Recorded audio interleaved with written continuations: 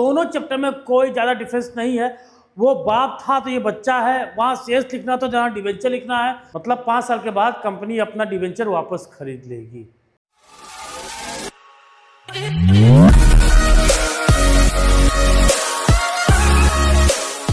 नमस्कार बच्चों, कैसे हैं आप सब। आज हम लोग पढ़ने जा रहे हैं डिवेंचर। शेयर्स तो हो चुका है खत्म, अब शेयर्स के बाद जो अगला चैप्टर है वो डिवेंचर। देखो बच्चों, दोनों चैप्टर में कोई ज़्यादा डिफरेंस नहीं है। वो बाप था तो ये बच्चा है, वहाँ शेयर्स लिखना तो जहाँ डिवेंचर लिखना है। बाकी कोई चेंजेस नहीं। वहाँ भी परचेस कंसिडरेशन आपने पढ़ा था, यहाँ भी परचेस कंसिडरेशन आपको पढ़ना है। वहाँ परचेस कंसिडरेशन में हमने शेयर इशू किया था, यहाँ डिवेंचर इशू करेंगे। कुछ नया नहीं है, सब कुछ वही है, सारा वही तरीका, वही एंट्रीज पास होंगी। बस डिवेंचर की जगह शेयर्स की जगह आपका डिवेंचर लगाना है। फिलहाल वैसे अगर बात की जाए कि ये इशू ऑफ डिवेंचर होता क्या है, देखो कंपनी को पैसे की जरूरत पड़ती है, कंपनी को चाहिए पैसा, ठीक है।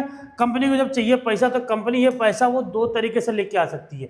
एक तो वो ओनर्स फंड से, ठीक है, ओनर्स फंड, और दूसरा होता है बोरोड फंड। और ये आपने ये पॉइंट आपको अगर याद होगा तो आपके बिजनेस स्टडीज टीचर स्कूल में पढ़ाए होंगे फाइनेंशियल मैनेजमेंट वाले चैप्टर में कि पैसा दो जगह से आता है, ओनर्स फंड से आता है, बोरोड फंड से आता है। ओनर्स फंड मतलब पक्का है शेयर से, ठीक। बोरोड फंड में कई सारे चीज आ जाते हैं, डिवेंचर आ जाता है, बैंक लोन आ जाता है, ठीक है, डिवेंचर, बैंक लोन, बॉन्ड वगैरह आ जाते हैं, ठीक है।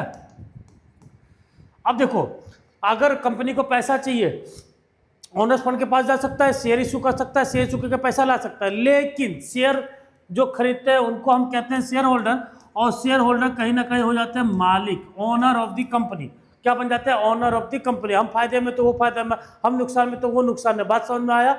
लेकिन बोरोड फंड में क्या है कि अगर बोरोड फंड से अगर कंपनी पैसा बोरो कर रही है, मान लो डिवेंचर, बैंक लोन, बॉन्ड, तो इसमें एक फिक्स रेट ऑफ इंटरेस्ट पे करना पड़ता है। हम बम्पर फायदे में तो उससे उनको कोई मतलब नहीं। इनको बोल दिया गया 10% दूंगा, 10% दूंगा इंटरेस्ट, तो हमको हर साल 10% ही देना पड़ेगा, भले मैं बहुत फायदे में हूँ या बहुत नुकसान में हूँ, उससे बिल्कुल मतलब नहीं है इनको। ये फिक्स रेट ऑफ इंटरेस्ट इनको पे करना ही पड़ेगा।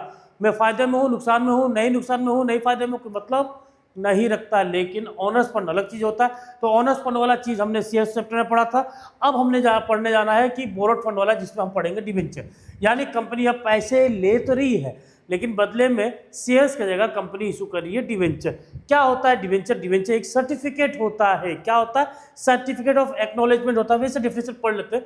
ए debenture issued by a company is usually in the form of certificate, ठीक, given under the seal of a company. Company के सील के अंडर दिया जाता है। Thus a debenture is a written acknowledgement, ये एक्नॉलेजमेंट है, ठीक, ऑफ ए डेप्ट, कि मैं उधारी लिया हूँ। कंपनी एक्नॉलेजमेंट दे रही कि मैं उधारी लिया हूँ, ठीक। At this are issued under seal of the company. अब देखिए अगला, a debenture certificate contains the terms of the repayment of the principal sum at a specified date and the terms of payment and interest at a fix percent. मतलब यह है कि 1 लाख का debenture आपने किसी को दे दिया, क्योंकि इस तरह थ्योरी पढ़ेंगे तो कुछ समझ में तो आने जाने से रहा नहीं। सर क्या पढ़ा रहे तो कुछ समझ में नहीं आ रहा था मेरे। चलो कोई बात नहीं। कंपनी ने किसी को 1 लाख का डिवेंचर दे दिया। कितने का? 1 लाख का डिवेंचर दे दिया। कितने का डिवेंचर? 1 लाख का डिवेंचर्स, ठीक है। किसी इंसान को दे दिया, मोटा सा आदमी है मेरे तरह, किसी आदमी को एक डिवेंचर दे दिया 1 लाख रुपये का। यहाँ तो पैसा आ गया, मनी आ गया कंपनी के पास, और डिवेंचर चला गया किसके पास? उस इंसान के पास, ठीक। अब डिवेंचर में ना एक शर्त है। कंपनी बोले कि डिवेंचर 5 साल के लिए, एक स्पेसिफाइड पीरियड ऑफ टाइम। तो यहाँ जो बात हो रही थी ना कि स्पेसिफाइड डेट, ठीक, और and terms of payment of interest at a fix percent. और डिवेंचर जो है ना ये 5 साल के लिए बोल दिया गया। कितने साल के लिए? कि डिवेंचर 5 साल के लिए है, और 5 साल के पास ये डिवेंचर रिडीम हो जाएगा। क्या हो जाएगा? रिडीम हो जाएगा, रिडीमेबल हो जाएगा, ठीक है, रिडीम हो जाएगा। 5 साल के बाद रिडीम हो जाएगा। 5 साल के बाद रिडीम का मतलब यह है कि कंपनी बोलेगी जो डिवेंचर आपके पास है लाओ मुझे दे दो, मुझे डिवेंचर दो, और अपना पैसा लेके फूटो यहाँ से, अपना पैसा लो और यहाँ से फूटो, भागो यहाँ से। मतलब 5 साल के बाद कंपनी अपना डिवेंचर वापस खरीद लेगी। कॉमन सेंस वाली बात, एकदम आसान चीज़ों में। कंपनी आज तो इशू कर रही है डिवेंचर, 1 लाख रुपये आपसे लिया, डिवेंचर दिया, 5 साल के बाद आपको आपकी पैसा दे देगी। मतलब 1 लाख रुपये आपको दे देगा और बोलेगा भैया जो डिवेंचर था मेरा लाओ चुपचाप दे दो। मतलब ये जो डिवेंचर एक फिक्स पीरियड ऑफ टाइम के लिए है, 5 साल, 7 साल, 8 साल, 10 साल से ज़्यादा नहीं हो सकता, 10 साल से नीचे ही हो सकता है। ठीक है, 10 साल से नीचे ही हो सकता है। बात समझ में आया। और एक फिक्स रेट ऑफ इंटरेस्ट देना पड़ेगा डिवेंचर के नाम के पहले, हमेशा याद रखिएगा। कितने भी आपको डिवेंचर दिख जाए, जो भी आपको डिवेंचर दिखेगा तो डिवेंचर के नाम के पहले एक प्रीफिक्स लगा होगा। कोई भी डिवेंचर उसके नाम के पहले प्रीफिक्स लगा होगा, 8%, 9%, 10%, 12%, मतलब ये रेट ऑफ इंटरेस्ट है। यानी कंपनी ने पहले ही डिसाइड कर लिया, अगर 8% डिवेंचर लिखा मतलब आपको हर साल 8% का इंटरेस्ट मिलेगा। 9% लिखा तो हर साल आपको 9% का इंटरेस्ट मिलेगा, और ये डिवेंचर उसी नाम से जाना जाएगा, क्योंकि पता चला कंपनी ने इसको 10% का डिवेंचर दिया, इसको 9% का, इसको 8% का, और किसी में मेंशन नहीं है कि कितने परसेंट, तो कंपनी भुला जाएगी भाई, भूल जाएगी। इसलिए जब डिवेंचर इशू करती है और बोल देते कि भैया ये 8% का डिवेंचर, तो डिवेंचर के आगे लिखा था 8% डिवेंचर, डिवेंचर के आगे लिखा था 9% डिवेंचर, इसके डिवेंचर के आगे लिखा है 10% डिवेंचर। अब ये जिसको जब इंटरेस्ट देंगे तो हाँ इसका 10% का 10% ब्याज दो, इसको देना है, इसको 9% देना है, 9% का ब्याज दो। अच्छा, इसका 8% डिवेंचर, इसको 8% का ब्याज दो। बात समझ में आया? तो ये है तुम्हारा डिवेंचर। क्या है डिवेंचर? तो डिवेंचर क्या है कि एक रीपेमेंट ऑब्लिगेशन है कि भैया हम आज ले रहे हैं तो 5 साल के बाद आपको आपका पैसा दे देंगे और डिवेंचर ले लेंगे, डिवेंचर ले लेंगे, और हर साल आपको एक रेट ऑफ इंटरेस्ट हम पेमेंट करते रहेंगे। मैं फायदे में रहूँ ना घाटे में रहूँ, उससे आपको कोई मतलब नहीं, आपको रेट ऑफ इंटरेस्ट जो फिक्स्ड हो गया है वो दिया जाएगा। अगर इसकी जनरलिटीज की बात की जाए तो हमने शेयर्स में क्या जनरलिटी पास किया था? यही किया था ना, bank account debit to equity share capital account. ठीक, मान लो 1000 शेयर्स था, 2 रुपये का, तो कितना हो गया? 2000 रुपये। ठीक, दूसरा एंट्री क्या था? इक्विटी शेयर, अरे यहाँ कहाँ कैपिटल लिख दिए,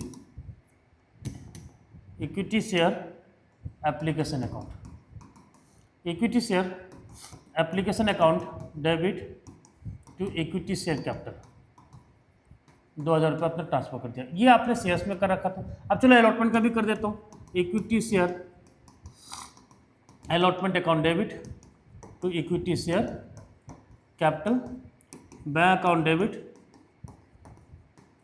to equity share allotment account. यहाँ मान लो 3000 रुपया, कितना? 3000 रुपया। भैया सेम प्रोसीजर जो डिवेसेस में किया था ना, सेम प्रोसीजर यहाँ पे भी application allotment first call final call वाला ही है। ठीक है, लेकिन उतना लंबा नहीं जाएगा, यहाँ डिवेंचर फॉरफिट नहीं होता है। ठीक है, फॉरफिचर सेल्स में जो फॉरफिचर वाला पार्ट था ना, जस्ट उसके पहले तक ही डिवेंचर खत्म है। बस एक इंटरेस्ट ऑन डिवेंचर निकालना पड़ेगा, एक कोलेटरल सिक्योरिटी है वो नया टॉपिक है, बस यही सब नया टॉपिक है, बाकी सब आसान। अब यहाँ पे अगर डिवेंचर के केस में हम क्या लिखेंगे, इसमें देख लो, बैंक अकाउंट डेबिट टू, मान लो 10% डिवेंचर है तो 10% डिवेंचर एप्लीकेशन अकाउंट, बस 2000 रुपये। आप इक्विटी शेयर कैपिटल की जगह, इक्विटी शेयर एप्लीकेशन की जगह क्या लिख दिया हमने? 10% डिवेंचर एप्लीकेशन अकाउंट। अब transfer 10% debenture application account debit, तो ट्रांसफर कहाँ करेंगे हम? 10% डिवेंचर में करेंगे, 2000 रुपये, बस। अब अलॉटमेंट का क्या खेल है? इक्विटी शेयर अलॉटमेंट है तो इक्विटी शेयर अलॉटमेंट की जगह क्या लग जाएगा? 10% debenture allotment account debit to capital की जगह हम लिख देंगे 10% डिवेंचर। ठीक, पैसा आएगा तो bank account debit to 10% debenture allotment account, बस यही तो करना है। यानी इक्विटी शेयर कैपिटल या इक्विटी शेयर अलॉटमेंट की जगह हमको लगा देना है जो भी रेट ऑफ इंटरेस्ट है वो पहले लिखेंगे, 9-10 जो भी होगा तो उसके बाद हम डिवेंचर लिखेंगे। 9% होगा तो 9% डिवेंचर अकाउंट, 10% होगा तो 10% डिवेंचर अकाउंट। आई होप आप लोग को समझ में आ गया होगा डिवेंचर। अब हम लोग शुरू करते हैं बिना देरी किए बिना पहला वाला न्यूमेरिकल। तो अगले वीडियो में आप लोग पहले न्यूमेरिकल देख लीजिएगा, जहां हम debenture issue at par, premium and discount पढ़ाएंगे। उसके बाद आपका परचेस कंसिडरेशन वाला भी, कोलेटरल सिक्योरिटी और redemption and interest on debenture. तो ये सारा चीज़ कवर होने वाला, पूरा का पूरा चैप्टर खत्म हो जाएगा 5 से 6 पार्ट में। तो बेसिकली धीरे धीरे आराम से देखिएगा वीडियो, और कैसा नहीं लगा, कैसा लगा प्लीज़ कमेंट करके बताइएगा। धन्यवाद।